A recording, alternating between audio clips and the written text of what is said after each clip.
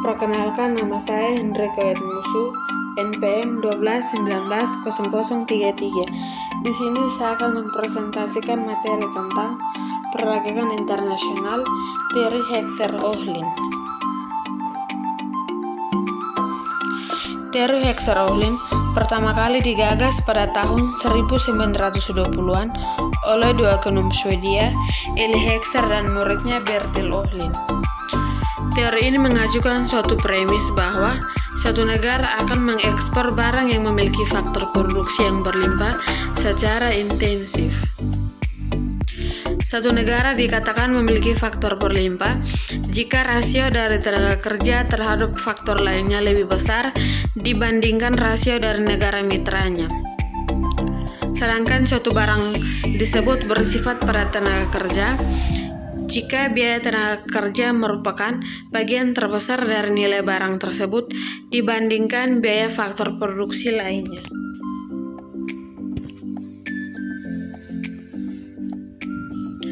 Heckscher-Ohlin mencoba menjelaskan pola perdagangan dunia dengan pengungkapan spesifik mengapa terjadi perbedaan harga antar negara. Secara teoritis, perdagangan terjadi karena ada perbedaan harga. Namun Heckscher-Ohlin meragukan hal ini dan sebagai gantinya, ia mengajukan konsep tentang faktor proporsi dalam penggunaan faktor produksi sebagai dasar dari perbedaan biaya komparatif. Asumsi-asumsi teori Heckscher-Ohlin. Terdapat dua komoditas dengan dua faktor produksi, yaitu tenaga kerja dan modal. Selera konsumen yang identik dan homogen di semua negara. Fungsi produksi bersifat konstan, return to scale, tidak ada perbedaan teknologi di antar negara, tidak ada distorsi seperti pajak, subsidi, dan pasar yang bersifat persaingan tidak sempurna. Teori Heckscher-Ohlin suatu negara yang berlimpah pada suatu faktor produksi akan mengekspor komoditas yang intensif menggunakan faktor produksi yang negara tersebut berkekurangan. Sehingga pola perdagangan yang terjadi antar negara yang berbeda, faktor produksi atau rasio faktor produksi modal terhadap tenaga kerja adalah perdagangan interindustri. Teori ini dimulai sejak Leontief 1953 dengan menggunakan data input-output Amerika Serikat tahun 1947 dan 1951 membuktikan bahwa Amerika Serikat yang relatif padat modal baik pada tahun 1947 maupun tahun 1951, rasio modal yang tergandung dalam impor dan ekspornya ternyata lebih besar dari 1. Artinya, impor Amerika Serikat lebih padat modal daripada ekspornya.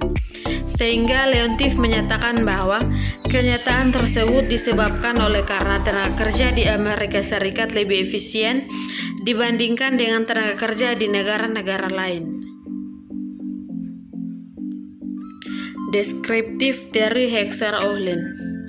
Dalam menjelaskan teori Heckscher-Ohlin menggunakan pendekatan kuantitatif dengan menggunakan analisis ekonometri berupa estimasi data panel berdasarkan tingkat tergolong dalam penelitian deskriptif kuantitatif, yaitu penelitian menganalisa data kuantitatif dalam teori Heckscher-Ohlin. Hipotesis teori Heckscher-Ohlin. Yang pertama, produksi barang ekspor di tiap negara naik, sedangkan produksi barang impor di tiap negara turun. Yang kedua, harga atau biaya produksi suatu barang ditentukan oleh jumlah atau proporsi faktor produksi yang dimiliki masing-masing negara. Yang ketiga, faktor labor di kedua negara cenderung sama, harga barang A di kedua negara cenderung sama, demikian pula harga kedua negara cenderung sama. Yang keempat, perdagangan akan terjadi antar negara yang kaya kapital dengan negara yang kaya labor. Yang terakhir, masing-masing negara akan cenderung melakukan spesialisasi produksi dan mengekspor barang tertentu karena negara tersebut memiliki faktor produksi yang relatif banyak dan murah untuk melakukan produksi. Sehingga negara yang kaya kapital, maka ekspornya padat kapital dan impornya padat karya. Sedangkan negara kaya labor, ekspornya padat karya dan impornya padat kapital.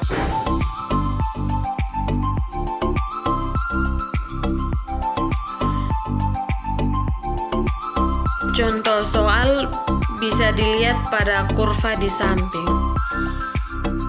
Gambar harga faktor produksi di samping menjelaskan bahwa isokuan 300 sepatu dengan proses produksi labor intensif di Indonesia menyinggung isokos $900 pada titik A.